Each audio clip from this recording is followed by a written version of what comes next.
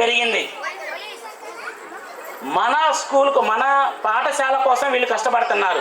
మన ఊరి కోసం ఇదంతా కూడా ఎంత ఖర్చు పెట్టుకొని వీళ్ళు చేస్తున్న దేనికోసం అంటే మన స్కూల్ని డెవలప్ చేయాలి, మన విలేజ్ని డెవలప్ చేయాలి. మేడం గారు కూడా ఈ ప్రాంత వాసిని, అచ్చంపేటలోనే పుట్టారు కాబట్టి ఈ ఊరిపై మమకారంతో, ప్రేమతో ఈ స్కూల్ని ఇంకా డెవలప్ చేయాలి, నేను ఇంకా తీసుకురావాలి.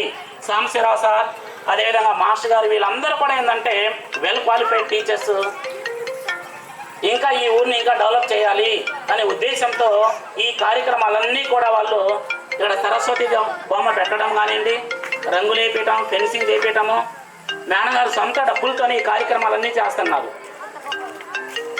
ఒకసారి మేడం గారికి మీరందరూ కరతాల ధ్వనులతో చప్పట్లు కొట్టి మేడం గారిని ఒకసారి ఆహ్వానించండి.